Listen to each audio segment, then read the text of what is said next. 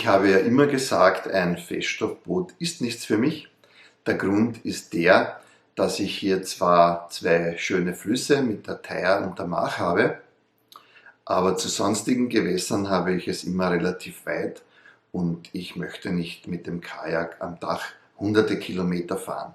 Das kann ich einmal oder zweimal im Jahr machen, aber wenn ich zweimal im Monat Kajak fahre und da jedes Mal nach Bayern oder Oberösterreich, Salzburg fahre, das ist schon extrem weit für mich. Es sind immer so 4 Stunden Fahrzeit und das wollte ich eigentlich vermeiden.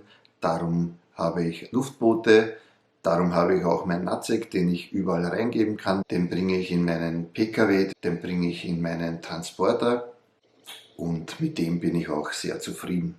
Trotzdem war ich vor 3 Wochen mit dem Momo bei Prijon und wir haben 2 Kajaks getestet, den Enduro 450 und den Touryak 500.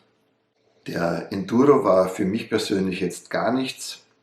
Der Momo war einigermaßen angetan von Enduro und ich war angetan von Touryak 500. Trotzdem ich so angetan war von den Fahreigenschaften, habe ich mich entschieden, nicht zu kaufen, eben aus logistischen Gründen.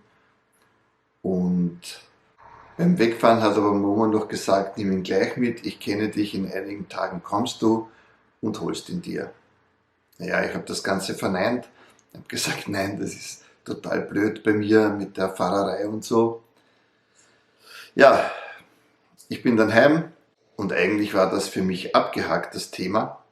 Aber ich habe dann mit verschiedenen Leuten gesprochen und habe begonnen umzudenken und habe auch überlegt, wie ich das logistisch lösen könnte.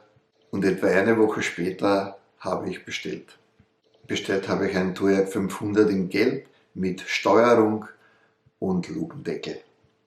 Und so habe ich mich dann gemeinsam mit Gary auf den Weg nach Rosenheim gemacht und wir haben das Boot abgeholt und natürlich sind wir dabei gleich 2 Tage aufs Wasser gegangen.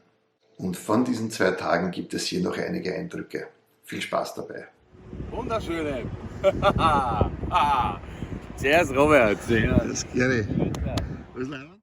Am Ende des Videos kommt noch der obligatorische Kipptest und die Daten des Kajaks.